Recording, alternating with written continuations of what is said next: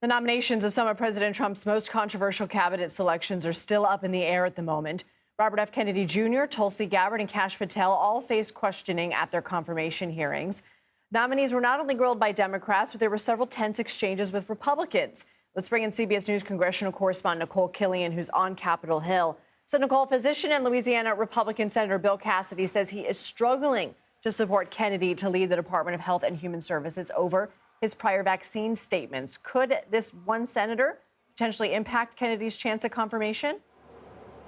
Well, yes and no. Obviously, Senator Cassidy is a critical player in this, in that he sits not only on the Senate Finance Committee, which held a confirmation hearing for Robert F. Kennedy Jr., but also on the Senate Health Committee as well, which held the second hearing this week with Mr. Kennedy.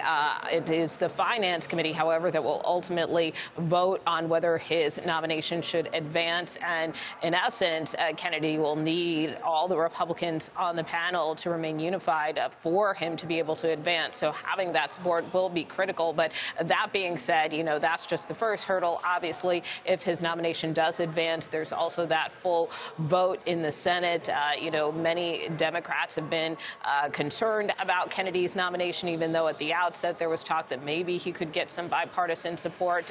But really, he will once again kind of need Republicans to stick together on his nomination. And given that some have expressed some skepticism or questions about his views surrounding vaccines, that leaves his nomination somewhat questionable, although certainly the White House is confident and even called on the Senate today to swiftly move forward with confirming the president's nominees. FBI Director nominee Kash Patel has long been a staunch ally to President Trump. He broke with him yesterday on some January 6th pardons. Let's listen.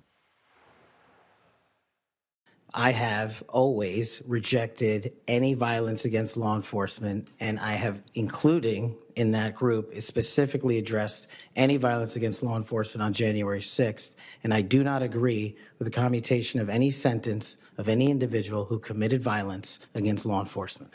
This is someone who fundraised for nonviolent January 6th offenders and their families off a song called Justice for All. He then distanced himself from the group and the song during his hearing. Is that comment making waves?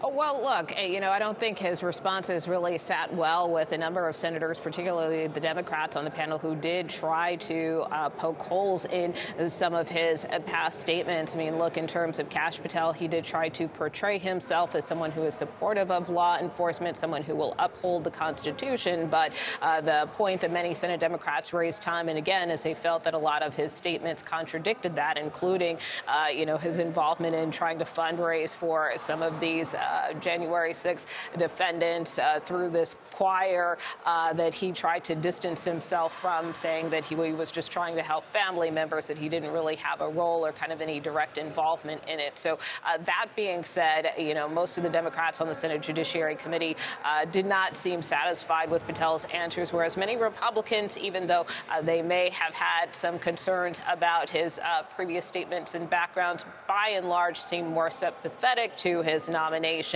So again, we'll see how that vote plays out when it's held in the Judiciary Committee. What about Tulsi Gabbard's hearing?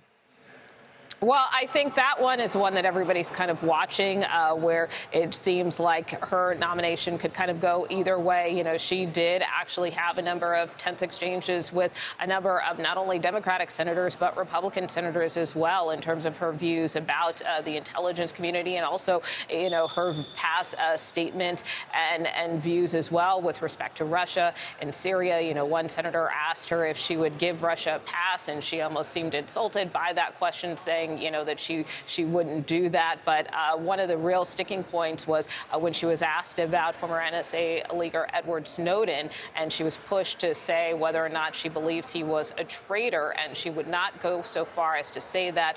Even Republican James Lankford, who appeared supportive of Gabbard's bid, seemed surprised and taken back by her answer. So that is one nomination that does remain in doubt. Nikole Killion, thank you.